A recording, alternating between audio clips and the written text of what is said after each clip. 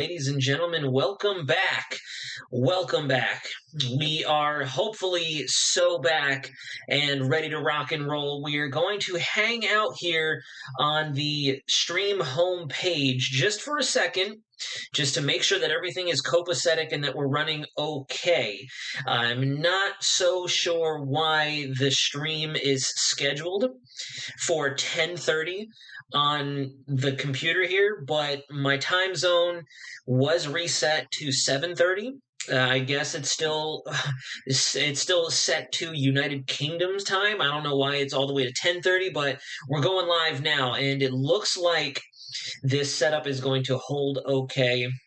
And forgive me if it sounds like I may be talking loud or I may be talking very quietly. I'm using my actual ZV-1 microphone. I'm not at the weather center physically, so I don't have my mic, my boom arm, and everything. But regardless, we're going to rock and roll. We've been steady and okay for. Oh, now it says we have no data. See, are we still live? Are we working right now? Somebody in the chat, I can't even see the concurrent viewers right now. Are we actually live? Is it going okay? Because it says we have no data. Howdy, Kevin, Daniel, good to see you. I'm David. I've missed you so much. Isaac Lowe. There we go. Now it says back to excellent connection. Thank you all so much for bearing with me. It has been a mess. It has been a ridiculous last 2 weeks. It's been just, I don't even know how to describe it, and I'm not going to get into that for the sake of taking away from the live stream, but we're here, and we're back in business, thank goodness. And I went ahead and bought a whole new laptop, whole new streaming setup, and hopefully this laptop, when I travel now, should keep us stable and ready to rock and roll. I see the chat popping off now. Thank you very much, everybody, for tuning in. Sam Pasta, very familiar name there. Good to see you. Never been happier to see you, Naz. I've been around, just not chatty. No, I have not been around. Sharon Jackson, hey, good to see everybody. So, long story short, as you all know, we've done personal streams on my personal laptop. And it doesn't have the bandwidth, it doesn't have the processing on it, the graphics card to hold the stream capabilities. So it crashes, we get a lot of lag and etc. I was issued a work laptop from WKMG in Orlando. That thing is hard down. It's broken. I tried it last Wednesday, and even when it's plugged into power, nothing. It won't take a charge. I think it may have burnt itself out because I let them know over in the engineering department that this thing gets hot. It could give me third-degree burns if I put it on my, bare thighs at home. And they said it was normal. I'm pretty sure it cooked itself. So that's neither here nor there. We're good to go.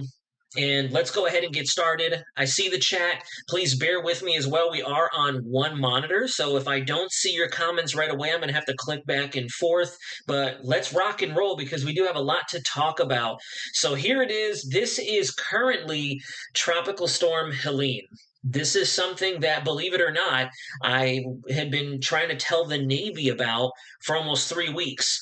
So my buddy Jonathan over at News 6 and I, we have a running joke that I should honestly put that on an awards package or an evaluation in the future. Predicted major hurricane landfall for Florida with 3.5, 4 weeks almost of lead time. Because if you guys recall, we did a live stream on the Just Weather channel, Jonathan Kagas and I, and we talked about the Gulf, the Western Caribbean, and then the MDR both being prime areas for, potential tropical cyclone activity. Climate Prediction Center also had that out on their latest global tropics hazards charts, which I haven't looked at. We should probably pull that up at some point, but for the sake of timeliness, we're not going to do that.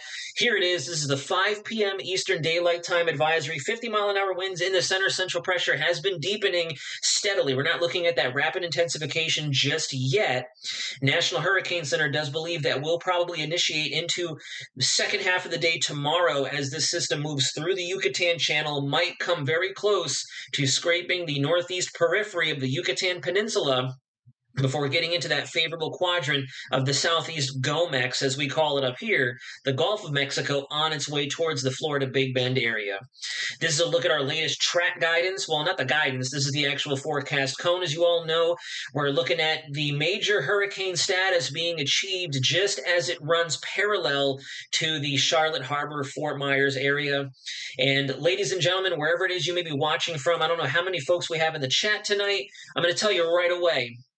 There is a ton, an absolute just boatload of sensationalism, clickbait, fear mongering, scare tactics, everything you can put on the table out there. And because I'm up in Virginia currently and I can't be there to get in the trenches with you guys, I can totally understand now why it is that some people will flip their beh in the chat, in the comments, on social media when they even get the slightest whiff of what may be some weather weenie, for lack of a better term, trying to hype up a bad situation. I can full heartedly level with those individuals 150%. This has been an incredible learning lesson for me, even as an up and coming meteorologist, being away from the battle zone and having to be on the sidelines while my home state is hit by a potentially major hurricane. It is not a joke. It is not funny. There is no reason to get excited, no reason to bait viewers into watching your content and feed off of their stress, their tension, their PTSD from previous situations like this. So for those of you who are watching out there who may have thought that this channel comes off as a sensationalist profile, someone who hypes, someone who's amateur, no. And I have even greater perspective on that firsthand now, watching this and literally having no capabilities whatsoever until just now. I haven't been able to stream. I haven't been able to post anything. I haven't had the time, the ability, the technological capabilities. It's been so stressful. And I'm praising God internally that we're here now. We're able to talk so we can get all that weird stuff out of the picture. This is not a Charlie. This is not an Ian type scenario. This is very much so reminiscent of Michael from 2018, Idalia last year, even Debbie to an extent just about a little over a month ago. This is a different scenario, and we are not going to suddenly see this thing go to the right of the forecast track.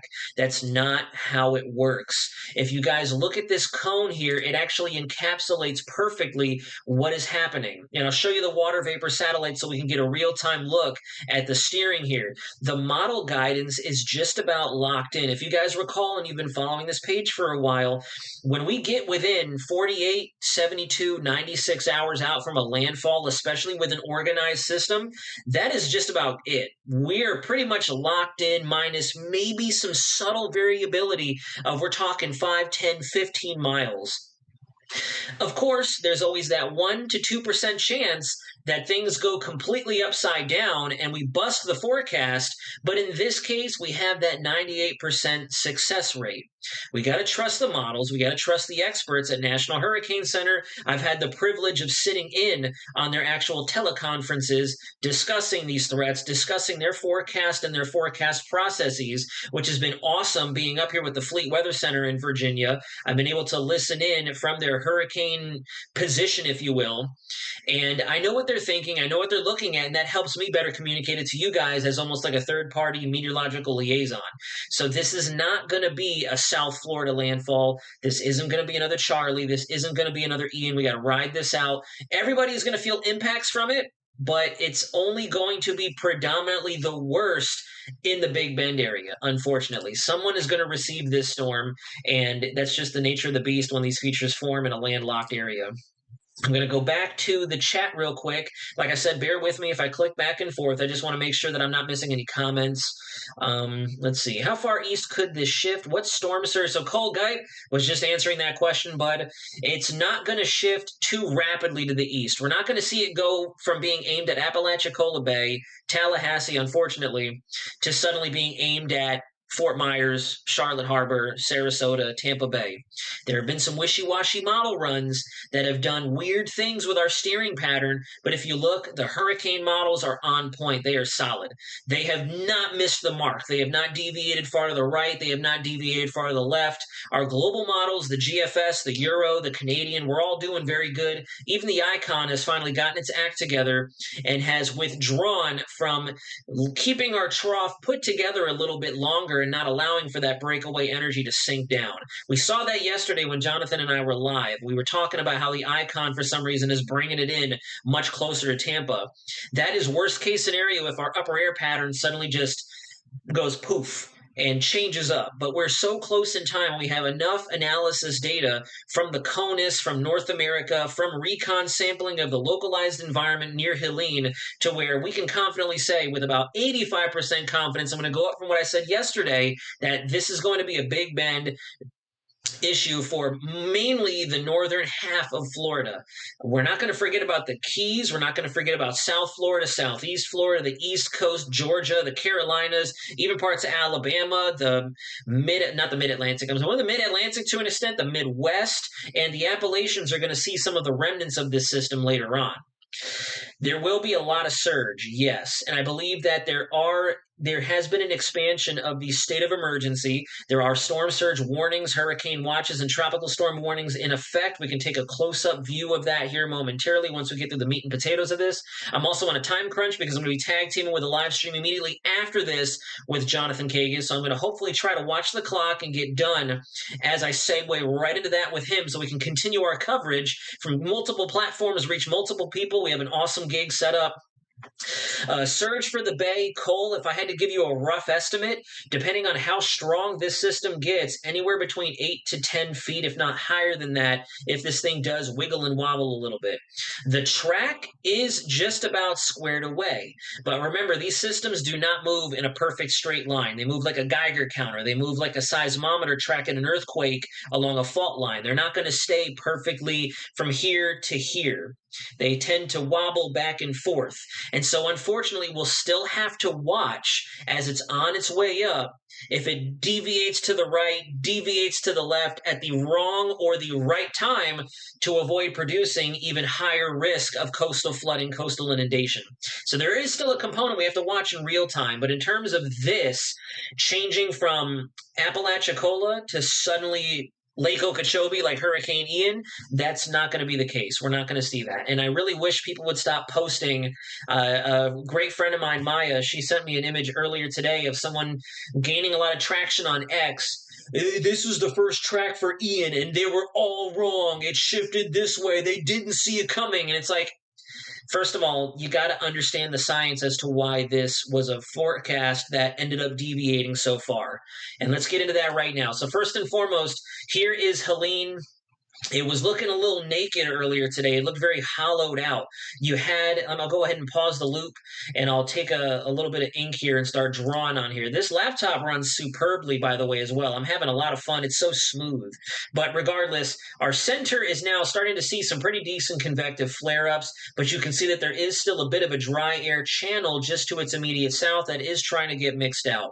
This system is going to intensify. It's not going to be like Debbie. It's not going to be like Francine, to where we're kind of waiting for that intensification phase, and we have the usual folks on social media saying it's happening when it's not happening.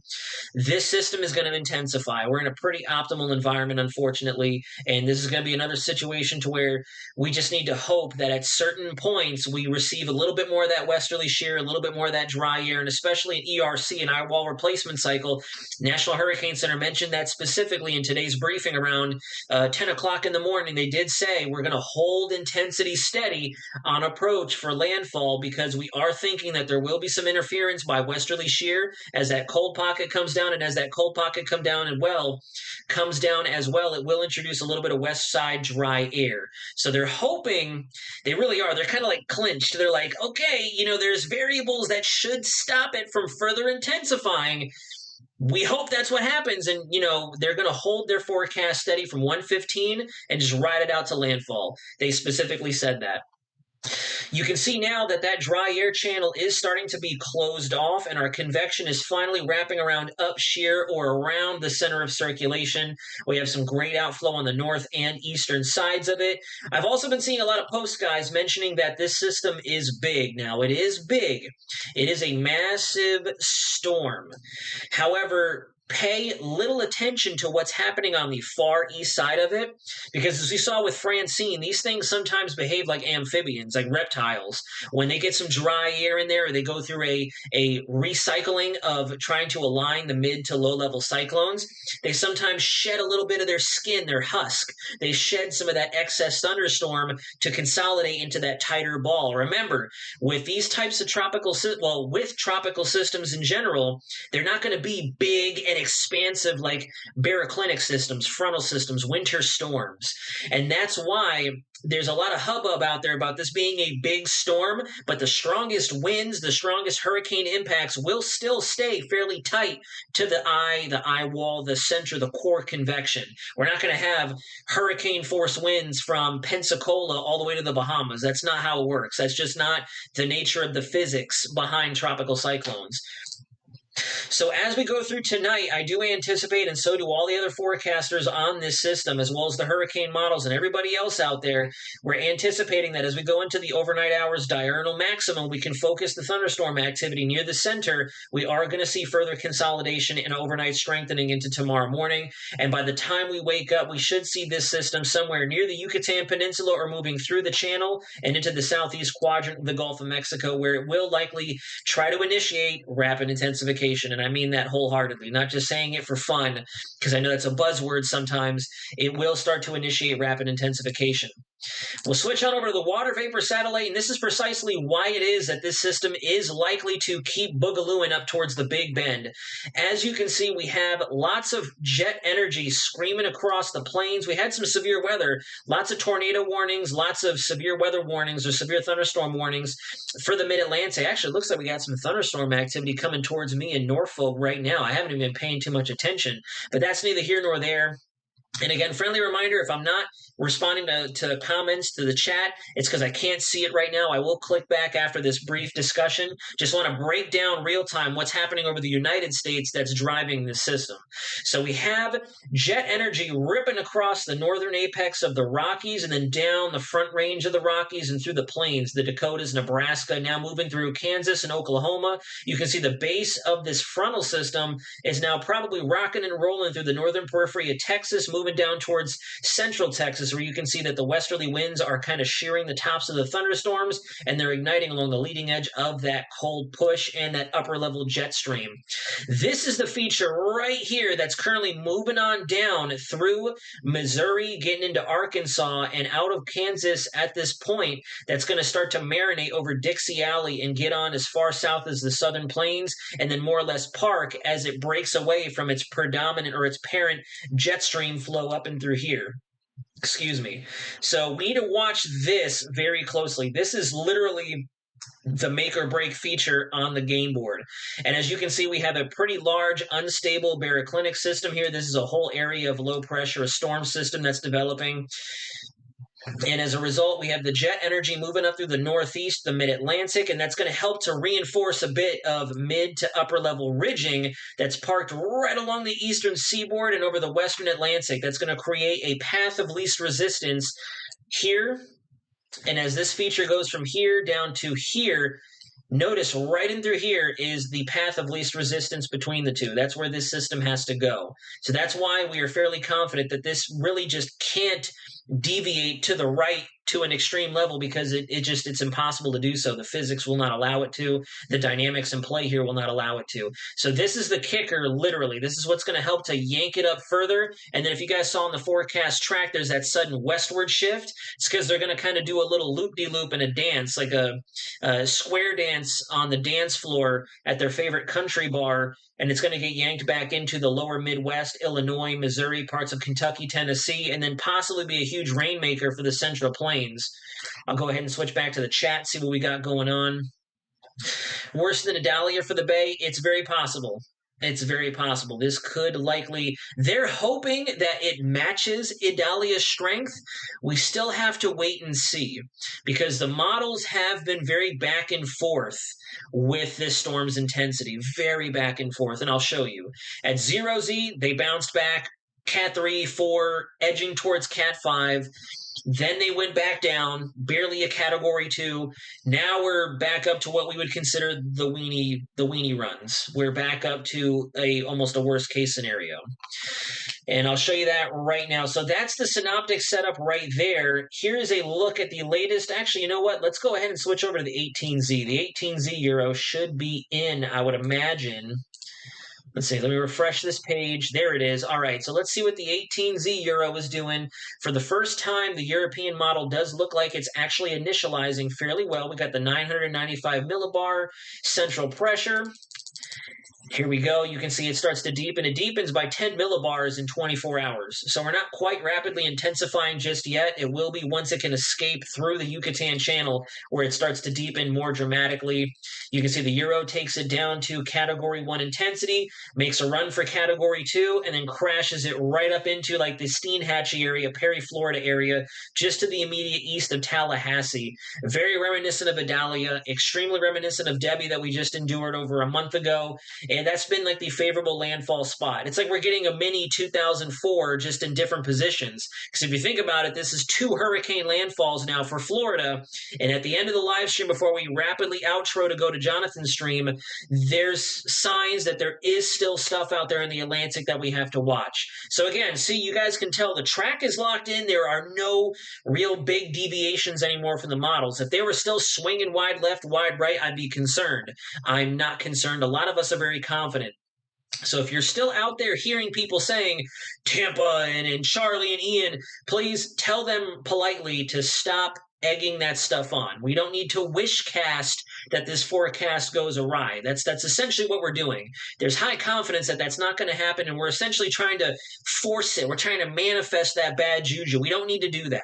Regardless, Florida doesn't need another hurricane. This would be number 2 for 2024. This is going to be at least 2 times, if not 2.5 times worse than Debbie based on current projections. So, you know, that's neither here nor there.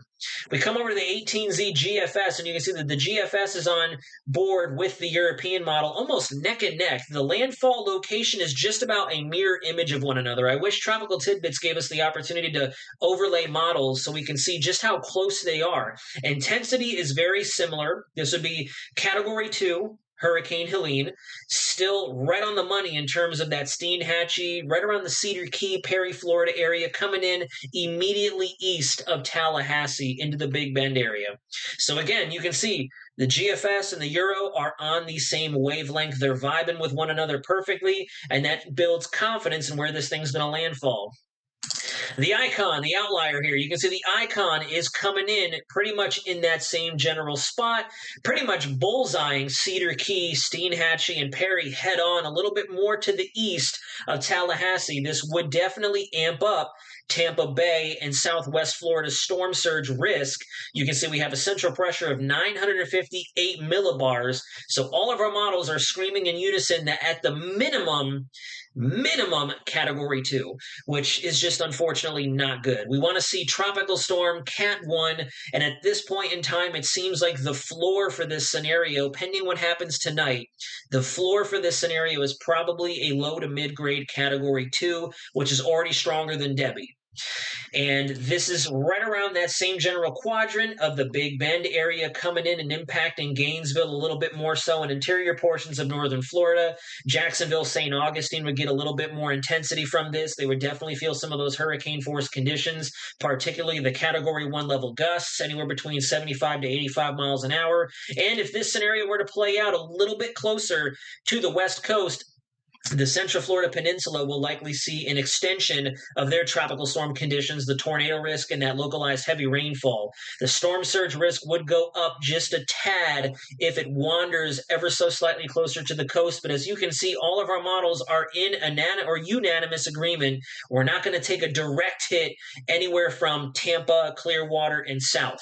We would need something very big to change at this point, and that's just almost, I'm not going to say impossible, but it is extremely unlikely. The reason I mentioned to you guys earlier, let me go back to the chat real quick. Unfortunately, Cedar Key is getting another surge event. Absolutely, for sure. The poor people that are in the Bend of Florida, Sedvald, I completely agree. You think my tent can handle this? Probably not, to tell you the truth. GFS and Euro didn't get barrel strength red at all. Tropical storm projected to hit islands and hit as a Cat 5. Chris Carpenter, I completely agree. That's why we're going to go right into the hurricane models here in a second. I think Cat 4 peak, Cat 3 landfall, Darth Vader. I hope so. Alfalfa Bill Enjoyer, if they have recon in there right now, 987 millibars, that is not good. That is definitely not good. The big difference, Frosty Arcade hits it right on the money, is Idalia was small and undergoing an eye wall replacement. So we lucked out with Idalia. Idalia could have been worse at landfall, and we had a miracle right at the very end. She weakened down from a Cat 4 to a Cat 3. Lord willing, That's what National Hurricane Center, the big brains over at NHC, are banking on. We shall see. Now, these are the 18Z HAPS models, and I have the H-WRF pulled up on my third panel.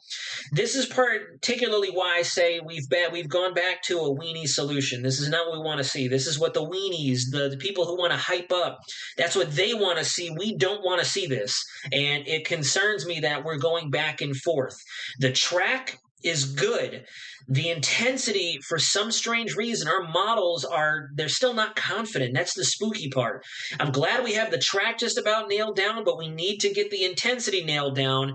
Otherwise, we're going to be guessing until it's too late, and we're not going to be able to get critical information out to folks on the West Coast and further inland over the Big Bend, Panhandle, Northern Florida area. So you can see where we stand right now. This is 18Z. Excuse me, let me go back in time. This is where we stand right now. We're initializing pretty close to real time. This is 992, apparently an under forecast according to what's been popped off in the chat. So we are seeing this intensification underway, sadly, which leads me to believe that these stronger solutions are likely to verify. You can see as we wake up tomorrow morning, this is valid for 8 a.m. in the morning, Wednesday. You can see it's right off the coast of the Yucatan Peninsula going into the Yucatan Channel as a hurricane. So if these models do start to better align with real-time conditions, we just may wake up to borderline hurricane, if not Hurricane Helene. And truthfully, guys, I'm going to tell you right now, I'm going to go back to the chat. If we wake up to Hurricane Helene tomorrow, we are going to start leaning more towards the stronger solutions. We definitely want to start preparing, if not finishing up our prep for a major hurricane. If we do see it attain hurricane force intensity by the time we get up tomorrow, that's a problem. That's not a good sign. That means that these hurricane models are finally getting their act together. You go a little further in time, you go to the end of the day tomorrow night. This is Wednesday at 8 p.m. We're down to 973 millibars. And as you can see, rapid intensification isn't quite underway. We're getting there. And then it's downhill from there. The model goes all the way into major hurricane status, deepening down to 933 millibars at landfall late on Thursday night. This is valid for 11 p.m. local time, a 933 millibar solution. I'll go back to 12Z to show you. This is what I'm talking about. This is not the type of windshield wiping we want. In fact, I would argue if I had to pick, I'd rather the track be going back and forth than the intensity. That is not good. From 973 millibars at 12 Zulu to 933 millibars at 18Z. 12Z, we have a little bit of additional real-time atmospheric data, but at this point, because we have recon sampling consistently going through this system, that's not going to make a big difference. So we need to see this get dialed in at 0, at 0.6, and at 12Z tomorrow, because I don't know if you guys would agree with me. If I really had to pick and make a difficult decision, I would rather the track be going back and forth, but we know what the intensity is going to be. Because the track we can nail down through extrapolation. The intensity we can't really nail down. We can't really extrapolate it forward, unfortunately. If you come over to the HAPS-B model, the HAPS-B model is pretty much of the same, in line with HAPS-A, nudges it a little closer to the Yucatan. This is 8 a.m. tomorrow morning when we wake up, also showing hurricane status. You go through to Wednesday night, a little bit deeper than what the HAPS-A model was thinking by 2 millibars, but we're still in the same general ballpark, so that's a confident agreement between models. And then again, this model also goes right at it to major hurricane status, coming in a little further to the west than the HAPS-A model is, at approximately a 945, 950-ish millibar Category 3 hurricane. The H-WRF, I haven't really taken a look at the H-WRF because this one takes a little bit longer to populate. Also mimicking the HAPS models, looking at a potential hurricane between 8 a.m. and 11 a.m. tomorrow morning. Deepens down, going to Category 3, borderline Category 4 intensity, and right around that same time, late Thursday night, you can see the track is mint at this point. The models are right in line with one another. We're not seeing wide right, wide left deviations, and we are seeing that major hurricane status attained. The H wharf was a lot more consistent. If you look at 12 Zulu, we were only 2 millibars different. So the H wharf has once again been actually performing fairly well in terms of its intensity forecasting, and it's right on the money in terms of its track. So Big Bend, major hurricane. That would be the key takeaway for you right now. I'm looking at the time. We're getting close to the end of the run here. I need to start wrapping up here very soon, at least in the next 5 or so minutes. Going to take you through the steering. You can see that breakaway dome of cold air right in through here, leaving the main jet stream. There's your main polar front jet. We have a cold pocket, a bubble of cold air that breaks away in the upper levels. Here's Helene. There's that ridging I was telling you guys off the southeast, the eastern seaboard, and the western Atlantic. Those are our features that are going to kind of pivot this system. If this trough were to stay fully intact and ride through to the East Coast, that would be a Charlie Ian 2.0, no question asked. But the fact that we're seeing ridging building in lopsided over western Conus, nudging the polar front jet further into Canada, and keeping that trough up there over eastern Canada, you can see all that red shading up over James Bay, Quebec, Ontario. That ridging building sideways is going to deepen that trough positively. It's going to kind of cockeye out like this and bring that bubble of cold air back towards the southwest with that ridge off the east coast building ever so slightly. So that's what's going to help to drag this system right up into the Big Bend area. You can see as that cold pocket and Helene begin to interact, that's where that BAM, that wraparound effect over the northern side of that upper low, that cold pocket, is going to ricochet it up into Tennessee, Kentucky, and the lower Midwest, where you guys are going to see your likely severe weather coverage and heavy rainfall threat go up. The GFS is right in line with this over on Tropical Tidbits. You can see that interaction. They kind of blend together, just general lower heights, with the ridging off the East Coast helping to keep the rest of Central Florida at bay. Out of the picture, there's that toppled ridge with fairly anomalous ridging extending through Ontario, James Hudson Bay, and it's all going to concentrate that tropical and non-tropical energy over the southeast quadrant of the U.S., and that's what's going to guide Helene right up and into the Big Bend quadrant of Florida. I'll go back to the GFS to show you. Naturally, there could be some wiggling and wobbling anywhere in through here, like the thumbnail of this video implies. We could see it nudge this way and come back this way and so on and so forth, kind of like Mike Tyson doing his head movement, but it's not going to directly hit Central Florida, let alone South Florida. We can confidently say that at this point. And then before I go over for questions, just want to show you what else we're tracking, because I'm just naturally like that. I know Helene is coming, and a lot of folks will get mad. Why are you looking at things 7, 10, 14 days out? It's like, well, because we have a hurricane coming in. We don't need another one immediately after that, so we need to keep our eyes peeled on the horizon as well as real time. If you take the Euro ensembles through, there goes Helene. Ensemble agreement, very good with northern Florida, Georgia, and parts of Alabama receiving this system. And then there goes our next named storm potentially out there. Nice little fish storm, thankfully. Not going to help or not going to hurt anybody. Give us some good ace. You know, get the 2024 hurricane season closer to those preseason predictors. Preseason forecast is going to just swing up and out. That's cool. We can watch it from afar. But then notice the ensembles ticking up right around that same general area. We got a couple of low pressure members there down by the Yucatan, the Western Caribbean, and in the Gulf of Mexico. Some trying to lift towards Florida. I don't want to believe it. I don't want to imagine it. I don't want to even think that this could be a viable solution, a delayed 2004 all over again, but we're watching. It's not the most likely outcome, but it is a doable solution. And then look at that over the central Atlantic, pushing towards the lesser Antilles and the greater Antilles.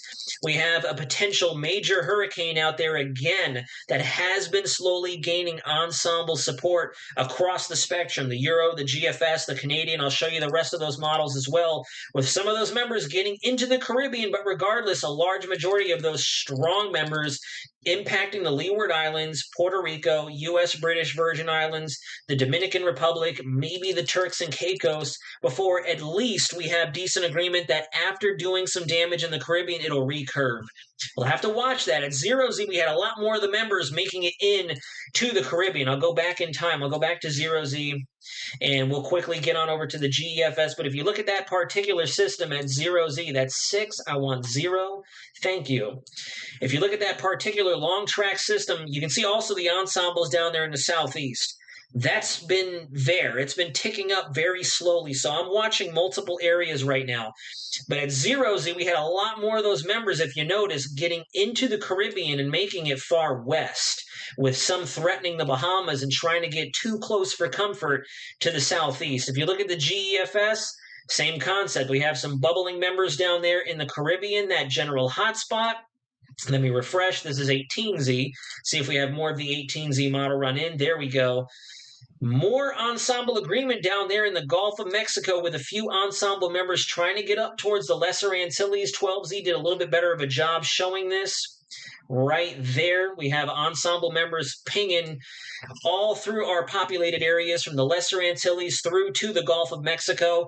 General area we're going to be watching. And then last but not least, before we wrap up and I take some questions, here are the Canadian ensembles. There goes Helene. We have a clear board otherwise. And then we finally start to see upticks in 3 separate areas. Yucatan, Western Gulf of Mexico, not Western Gulf, I'm sorry. I mean, yes, the Western Gulf, but the Western Caribbean, and the main development region, where we see members trucking across Florida. I mean, I can't make this up, guys. We have members that still want to keep the southeast United States in play, with a massive member just randomly going major hurricane out there. And then I have the operational Canadian model pulled up to show you at the end of the run, it has been identifying a second system again. And the reason I'm using the Canadian is the Canadian was the first model to spot Helene now. I like the Canadian for these weird close-to-home setups. It was the Canadian model that hit Idalia right on the money last year. It's now won me over again with Helene. Helene is now on the board. The main reason I noticed Helene before I even came up to Norfolk was because of the Canadian model and its ensembles, and the GFS, and then the Euro. So the Canadian model just naturally, I guess, has a knack for that part of the world and that particular setup. And then we have a couple of other random circulations out there in the greater Atlantic basin that we'll have to keep an eye on for our Lesser Antilles. And then as we get closer in time, this is into early October, I'll be back at the news studio. I'll be back home in Florida. We can go from there. What questions do we have very quickly, guys? 60 miles an hour, that's shit. Pardon my language. I almost said the S word. I Wall at it. Good to see you, dude. Glad to see you back, Naz. Hope the new job is going well. I want it to be going well, dude. I'm up here in Virginia still. Oh, my laptop has its blowers on or something like that. Let's go over to National Hurricane Center and I'll start taking questions. Yeah, that's not good. We're more than likely going to be waking up to a major hurricane not a major. Wow, I'm so sorry. Not major hurricane. A hurricane when we get up in the morning.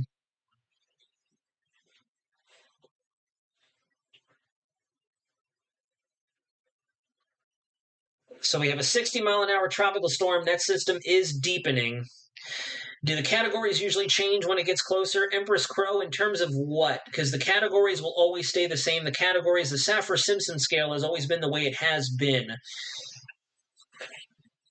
Does it look like Houston could get something soon? Needs improvement? Excellent question. At this point, no. Unless you guys receive a very weak sauce, sloppy, weird frontal system, I don't think so. And I've actually had a number of people asking me that. Could Texas, Louisiana receive a system?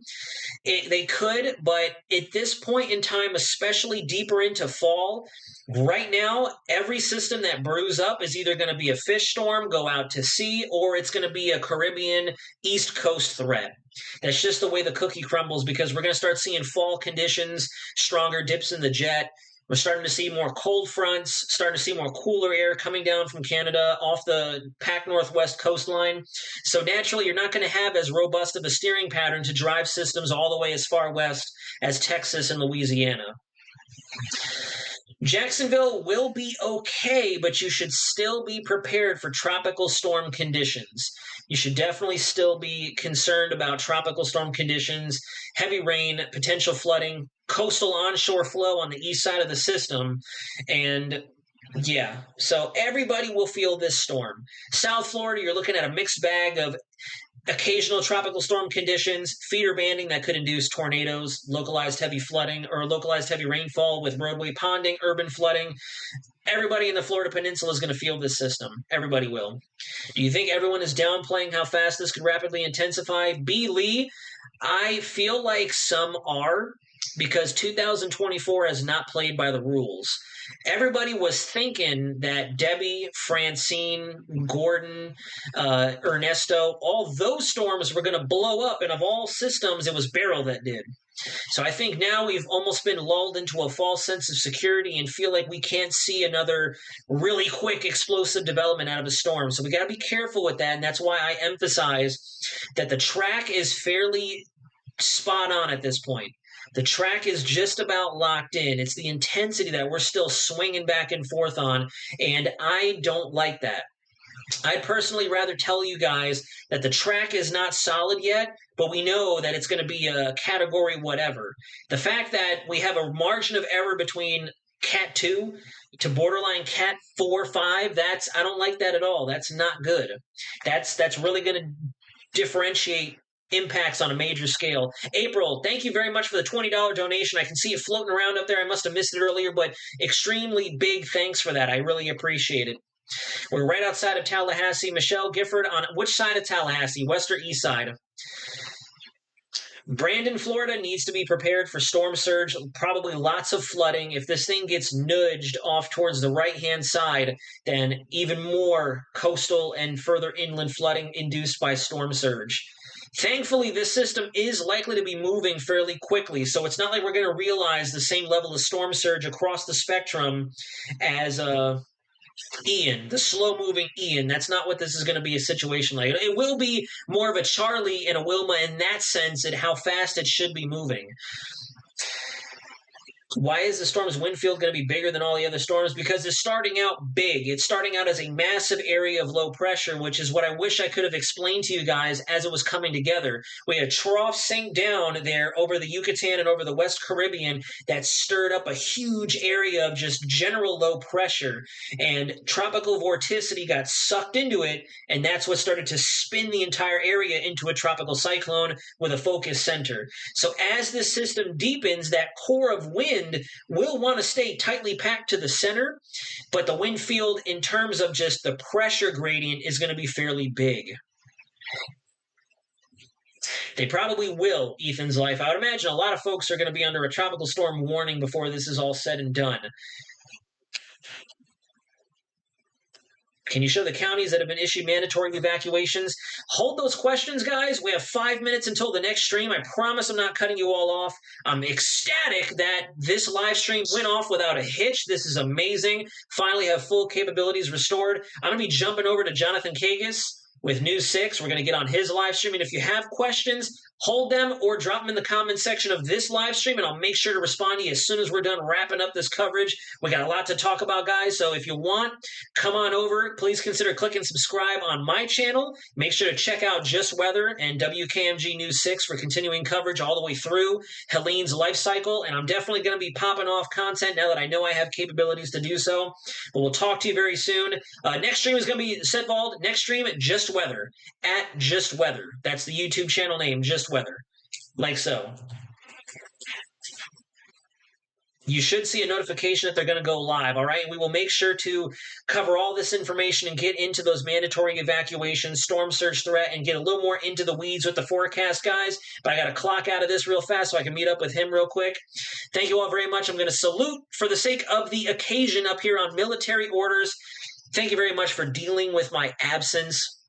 I'm so sorry that things worked out in the way that I couldn't get on here. It was driving me batty. It has been so discouraging not being able to talk to you guys. We are a community together, and I felt so ashamed that there was no one steering the ship. And I can't tell you how enlightening this is, even for my own mental state, to be talking with you guys. It means the world to me. It's great to be back with everybody. So we'll see you over on the other stream. I'll be back in about... What just happened? Oh, gosh. What just happened? I jinxed us. Oh, gosh. Okay. Dang. All right. I guess I don't know what just happened, but I guess I jinxed us just now. Anyways, we'll see you at the other stream, guys. This is Weather Center Nazario, signing out.